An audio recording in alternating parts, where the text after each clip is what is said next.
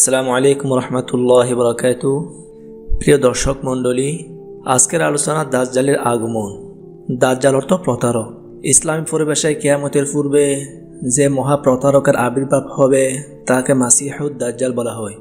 দাজ্জাল কোনো সভ্যতা নয়, বরং দাজ্জাল হলো এমন এক ব্যক্তি যে নিজেকে ঈশ্বর বা ঐশ্বরিক শক্তির অধিকারী ব্যক্তিত্ব বলে দাবি করবে এবং তার ঈশ্বরত্ব প্রমাণের জন্য বহু অলৌকিক কর্মকাণ্ড দেখাবে। অনেক মানুষ তাকে বিশ্বাস করে ঈমান হারা হবে। কিয়ামতের সবচেয়ে বড় আলামত হলো দাজ্জালের আগমন। দাজ্জাল মানব জাতির ইতিহাসে সবচেয়ে বড় বিপদ, সবচেয়ে বড় পরীক্ষা এবং সবচেয়ে বড় ফিতনার নাম। মানব জাতির উপর দাজ্জালের চেয়ে বড় কোনো বিপদ পূর্বে কখনো আসেনি এবং পরবর্তীতেও আসবে না। কিয়ামতের পূর্বে অন্ধকার রাত্রির মতো অনেক ফিতনার আবির্ভাব হবে। সকালে একজন লোক মুমিন অবস্থায় জাগ্রত হবে, বিকালে সে কাফিরে পরিণত হবে। বহু সংখ্যক লোক ফিতনায় পড়ে দুনিয়ার সামান্য স্বার্থের বিনিময়ে তাদের চরিত্র ও আদর্শ বিক্রি করে দিবে। অপর বর্ণনায় এসেছে দুনিয়ার সামান্য সম্পদের বিনিময়ে দিনকে বিক্রি করে দিবে। হযরত আবু বকর রাদিয়াল্লাহু তাআলা আনহু হতে বর্ণিত, রাসূলুল্লাহ সাল্লাল্লাহু আলাইহি সাল্লাম বলেছেন, দাজ্জালের বাবা মা 30 বছর পর্যন্ত কোনো সন্তান জন্মগ্রহণ করবে না। এরপর একটি কানা সন্তান জন্মগ্রহণ করবে। সে হবে খুবই ক্ষতিকর এবং অত্যন্ত অনুপকারী। তার দুচোখ ঘুমাবে কিন্তু অন্তর ঘুমাবে না। দাজ্জালের আকার আকৃতি সম্পর্কে সহিহ বুখারী ও মুসলিম সহ বিভিন্ন হাদিসে উল্লেখ রয়েছে। সে হবে খাটো তবে অতিকায় স্থূল এবং দানবাকৃতির বিশাল দেহ বিশিষ্ট। উভয় চোখই ত্রুটিযুক্ত। বাম চোখটি ভ্রূসহ চামড়ার আবরণে লুকায়িত, যেন তা মুছে দেওয়া হয়েছে, আর ডান চোখটি ভাসমার আঙ্গুর সদৃশ, যেন তা কোটর থেকে বেরিয়ে এসেছে। অস্বাভাবিক রকমের ঘন, কোকড়ানো ও অগোছালো চুল। দেখলে বোধ হবে যেন গাছের কতগুলো ঢাল। কপাল অতি প্রশস্ত এবং মাথা স্বাভাবিকের থেকেও বড়। শ্বেত শুভ্র চামড়ার দেহ। দু পায়ের গোছার মাঝে মাত্রাতিরিক্ত দূরত্ব, ফলে চলন ত্রুটিযুক্ত। দু চোখের মাঝামাঝিতে কাফি লেগে থাকবে, যা সকল মুসলিম শিক্ষিত হোক কিংবা অশিক্ষিত হোক সকলেই পড়তে পারবে। তবে কোনো কাফির যত বড় শিক্ষিত হোক না কেন তা পড়তে পারবে না। সে হবে আটকুরে নিঃসন্তান। রাসূলুল্লাহ সাল্লাল্লাহু আলাইহি সাল্লাম বলেন, দাজ্জালের আবির্ভাবের 3 বছর পূর্বে দুর্ভিক্ষ দেখা দিবে। তখন মানুষ চরমভাবে অন্ন কষ্ট ভোগ করবে। প্রথম বছর আল্লাহ তাআলা আসমানকে 3 ভাগের 1 ভাগ বৃষ্টি আটকে রাখার নির্দেশ দিবেন এবং জমিনকে নির্দেশ দিবেন, ফলে তা 1/3 ফসল কম উৎপন্ন করবে। এরপর দ্বিতীয় বছর তিনি আসমানকে নির্দেশ দিবেন, ফলে তা 2/3 কম বৃষ্টি বর্ষণ করবে এবং জমিনকে হুকুম দিবেন, ফলে তাও 2/3 কম ফসল উৎপন্ন করবে। এরপর আল্লাহ তাআলা তৃতীয় বছর আসমানকে নির্দেশ দিবেন, ফলে তা সম্পূর্ণভাবে বৃষ্টিপাত বন্ধ করে দিবে। তখন 1 ফোঁটা বৃষ্টিও বর্ষিত হবে না। আর তিনি জমিনকে নির্দেশ দিবেন, ফলে শস্য উৎপাদন সম্পূর্ণ বন্ধ রাখবে।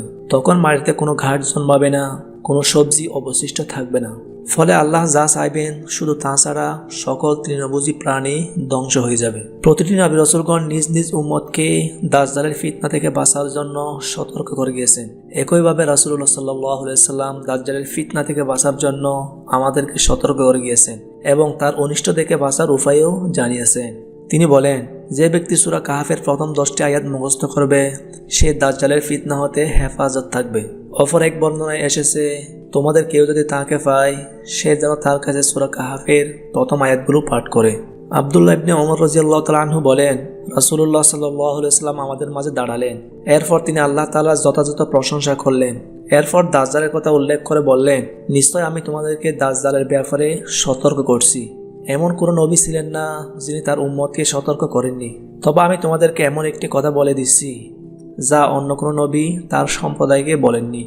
নিশ্চয় দাজ্জাল হবে কানা আর তোমাদের রব কানা নন। অন্য এক বর্ণনায় আবু হুরায়রা রাদিয়াল্লাহু তাআলা আনহু বলেন, রাসূলুল্লাহ সাল্লাল্লাহু আলাইহি সাল্লাম ইরশাদ করেন, আমি তোমাদেরকে দাজ্জালের বিষয়ে একটি কথা বলবো যা কোনো নবী তার জাতিকে বলেননি। তা হলো দাজ্জাল কানা, আর সে তার সাথে জান্নাত ও জাহান্নামের নমুনা নিয়ে আসবে। যাকে সে জান্নাত বলবে সেটি হবে জাহান্নাম। আবু সাঈদ খুদরী রাদিয়াল্লাহু তাআলা আনহু বলেন, রাসূলুল্লাহ সাল্লাল্লাহু আলাইহি সাল্লাম একদিন আমাদেরকে দাজ্জালের বিষয়ে দীর্ঘ কথা বললেন। তার কথার মধ্যে তিনি বললেন, দাজ্জাল মদিনার মধ্যে প্রবেশ নিষিদ্ধ, এই জন্য সে মদিনার পার্শ্ববর্তী মরু প্রান্তরে আগমন করবে। তখন এক ব্যক্তি মদিনা থেকে বেরিয়ে তার কাছে গমন করবে।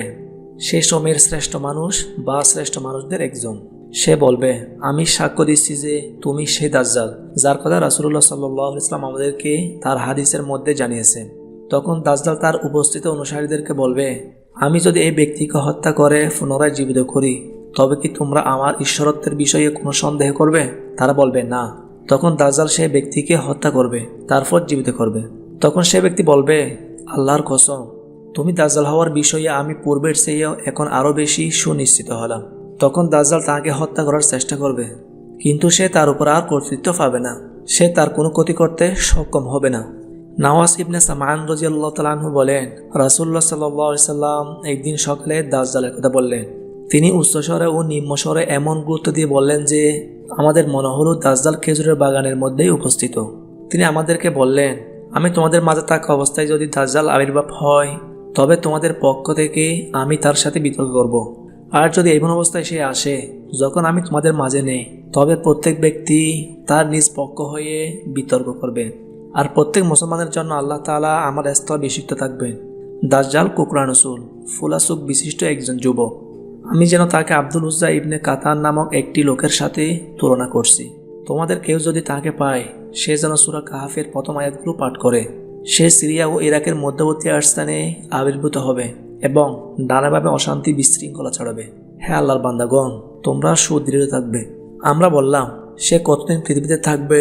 তিনি বললেন 40 দিন। প্রথম দিন 1 বছরের মতো, দ্বিতীয় দিন 1 মাসের মতো, তৃতীয় দিন 1 সপ্তাহের মতো, আর অবশিষ্ট দিনগুলো তোমাদের সাধারণ দিনের মতো। আমরা জিজ্ঞেস করলাম, হে আল্লাহর রাসূল, 1 বছরের মতো যে দিন, সেই দিনে কি একদিনের সালাত আদায় করলেই চলবে?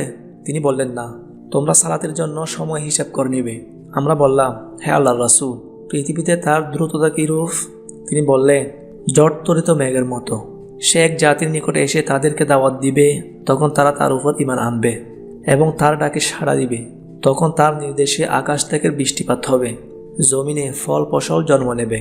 তাদের পালিত পশুগুলোর আকৃতি ও দুধ সবই অস্বাভাবিক বৃদ্ধি পাবে। অতঃপর সে অন্য একটি জনগোষ্ঠীর নিকট গমন করবে এবং তাদেরকে দাওয়াত দিবে। তারা তাকে প্রত্যাখ্যান করবে।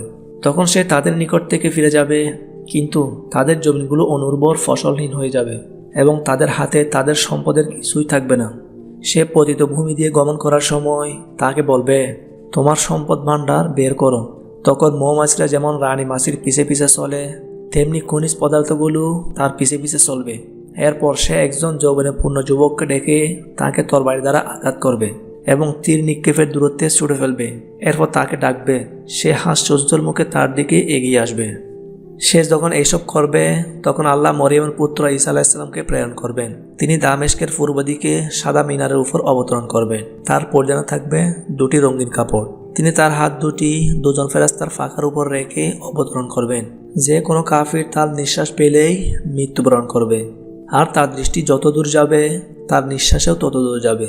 তিনি দাজ্জালকে খুঁজতে থাকবেন এবং বাব লুদ্দ নামক স্থানে তাকে পেয়ে হত্যা করবেন। এরপর আল্লাহ তাআলা যাদেরকে দাজ্জাল থেকে রক্ষা করেছেন এমন মানুষদের নিকট তিনি আগমন করবেন।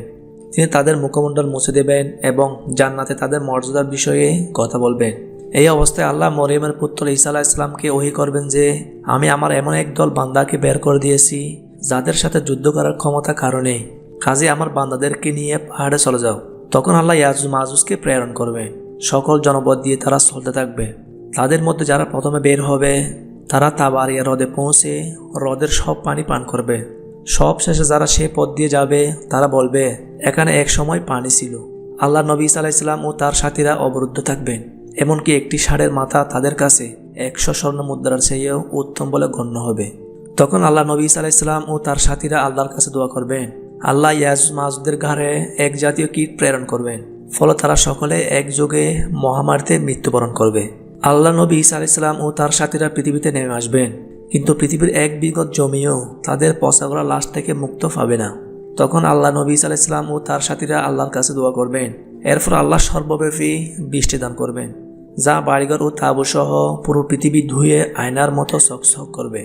এরপর জমিনকে বলা হবে, তোমরা ফল ফসল উৎপন্ন করো এবং তোমার বরকত বের করো। তখন একটি বেদানা একদল মানুষ ভক্ষণ করবে। আল্লাহ তাআলা সম্পদে বরকত প্রদান করবেন।